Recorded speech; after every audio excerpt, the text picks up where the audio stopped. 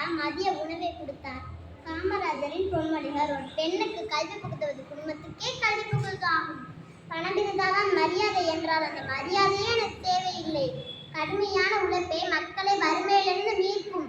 கஷ்டத்தை அனுபவிக்காமல் எந்த ஒரு மனிதனும் அவள் லட்சியத்தை அடைய முடியாது. கனவு காண்பவர் தோற்பதில்லை, கனவு மட்டுமே காண்பவர் தான் தோற்கிறார்கள். பிறர் உழைப்பை நம் சுயனுக்காக பயன்படுத்துவது உலகில் கேவலமான ஒரு செயலாகும். எல்லாரோட வாழ்க்கையும் வரலாறும் ஆகவில்லை, வரலாறும் ஆனவர்களும் தனக்காண்டி வாழ்வதில்லை. எல்லாம் கைவிட்டாலும் வெல்ல முடியாத உள்ளம் இருந்தால் உலகத்தையே கைப்பற்றலாம். நேரம் தவறாமை என்று கருவியை பயன்படுத்துபவன் எப்போதுமே கதாநாயகன் தான். உன் பிள்ளை ஊனமாய் பிறகால் சொத்து சேர்த்து வை, சொத்து சேர்த்து வைத்து பிள்ளையை ஊனமாக்காதே. நன்றி. காமராஜர் பொன்மொழிகள் பேசுவதிலே நாடும் உயர்ந்தால் நாமும் உயர்வோம். ஒரு பெண்ணிற்கு கல்வி புகட்டுவது ஒரு குடும்பத்திற்கு கல்வி தருவதாகும். அரசு என்பது எல்லா மக்களுக்கும் சொந்தமானது. பணம் இருந்தால் தான் 4 பேர் மதிப்பார்கள் என்றால் அந்த மானகெட்ட மரியாதை தேவையில்லை. 100 சிறந்த அறிவாளர்களுடன் போட்டி போடுவதுதான் ஒரு முட்டாளுடன் போட்டி போடுவது ரொம்ப கடினமானது. ஜாதியை நோயை உலகிலே கிள்ளி எறிய வேண்டும். கற்ற ஜாதி கற்றா ஜாதி என்று ஒரு ஜாதி உண்டாகாமல் பார்த்துக் கொள்ள வேண்டும். எல்லாம் முறையிட்டாலும் வெல்ல முடியாத உள்ளம் இருந்தால் உலகத்தை கைப்பற்றலாம். கஷ்டப்படாமல் எந்த ஒரு மனிதனும் அவள் லட்சியத்தை அடைய முடியாது. சமதர்ம சமுதாயம் வளர வன்முறை தேவையில்லை, கல்வி உழைப்பு போதுமானது. நன்றி. தெரிவித்துக் கொள்கிறேன். காமராஜர் பொன்மொழிகள்: எல்லாம் கைவிட்டால் வெல்ல முடியாத உள்ளம் இருந்தால் உலகத்தையே கைப்பற்றலாம். வரலாறு ஆனவர்கள் யாரும் தனக்காக வாழ்வதில்லை. அனைத்து மக்களிடம் உரிமை மற்றும் சிறப்பு பெருமைகளும் இருப்பதால் செய்யும். நேரம் தவறாமல் கல்வியை பயன்படுத்துவது எப்பொழுதும் கதாநாயகன் தான்.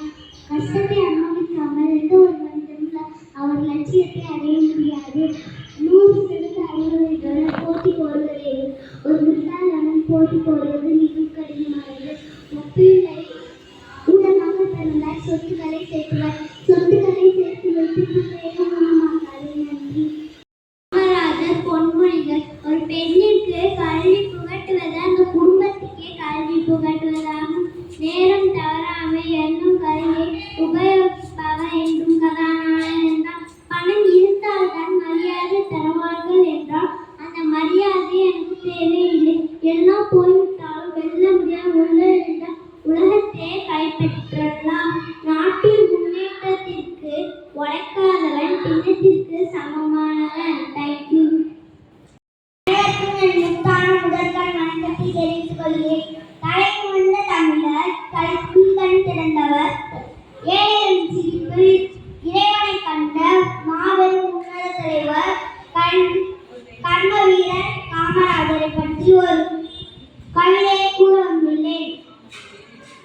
தமிழகத்தின் அணை கட்டினாய், ஏழைகளை அணைத்து கட்டினாய், கிராமங்களோர் பள்ளி கட்டினாய், ஏழைகளுக்கு பசி இல்லாத நீட்டு காட்டினாய், சாலை திறந்தாய், ஆலை திறந்தாய், தமிழகத்தின் பல வேலைகள் இருந்தாய், ஆட்சி திறந்தாய், சாட்சி வந்தாய், இம்மேக்கராய் பலரை உருவாக்கினாய்,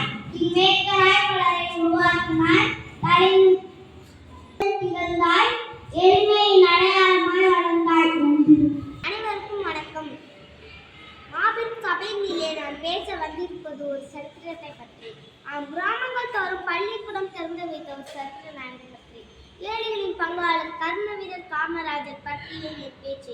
தோன்றி புகழோடு தோன்றுக என்ற குரலுக்கு பொருத்திய காமராஜர் அவர்கள் 1903ஆம் ஆண்டு ஜூலை 15ஆம் தேதி விருதுநகரில் பிறந்தார். இவருடைய தந்தையின் பெயர் குமாரசாமி, தாயார் சிவகாமி அம்மையார். இவர் சிறு வயதிலே உப்பு சத்தியாகிரகம், ஒத்துழையாமல் இயக்கம் முதலிய விடுதலை போராட்டங்களில் ஈடுபட்டு பலமுறை நாட்டிற்காக சிறை சென்றுள்ளார். அன்னச்சத்திரம் 1000 வைத்தல், அன்னையாரின் புண்ணியம் கோடி, ஆங்கோர் ஏழைக்கு எழுத்தறிவித்தல் என்ற பாரதியின் வரிகளை மெய்ப்பித்து காட்டிய காமராஜர் இவர் முதலமைச்சராக பதவியேற்றது. இவர் போட்ட முதல் கையெழுத்து மூடப்பட்டிருந்த 6000 பள்ளிகளை மீண்டும் திறப்பத்தான். பசி வந்தால் 10ம் பறந்து போகும் என்ற குரல்கள் வைத்து பசி இருந்தால் எப்படி பாடம் காதில் ஏறும் என்பதை உணர்ந்த அந்த தாழ்வுள்ளம் கொண்ட தலைவர் கொண்டு வந்த திட்டம்தான் மதிய உணவு திட்டம். எளிமையில் இந்த ஒற்றை சொல்லுக்கு உயிர் கொடுத்தவர் இவர். 9 ஆண்டுகள் முதலமைச்சர், 2 பிரதமர்களை உருவாக்கிய கிங் மேக்கர். இன்று அவர் இல்லை என்றாலும் அவர் ஏற்றி வைத்த கல்வி கடன் இன்னும் இருந்து கொண்டுதான் இருக்கின்றது. ஒரு சிறிய உரை மூலம் என் உரையை நான் முடித்துக் கொள்ள விரும்புகிறேன். அன்பின் மறு உருவாய், ஆளுமைக்கு எடுத்துக்காட்டாய், இன்னுங்க மாறாது ஈகை செய்தவர், ஏழைக்காக ஏழையாகவே வாழ்ந்தவர், உழைத்து என்ற ஒரு ஊருக்காக உழைத்தவர், ஐயம் என்ற வார்த்தையை அறியாதவர், ஒரு மனிதருக்கு 1000 அனுபவம் தந்த மாமனிதர். அங்கே நிறைவேற்றது என் உரை. மாமனிதரை பற்றி பேச வாய்ப்பளித்த என் உரைக்கு அமைதியாக செவி சாய்த்து என் மனமார்ந்த நன்றி.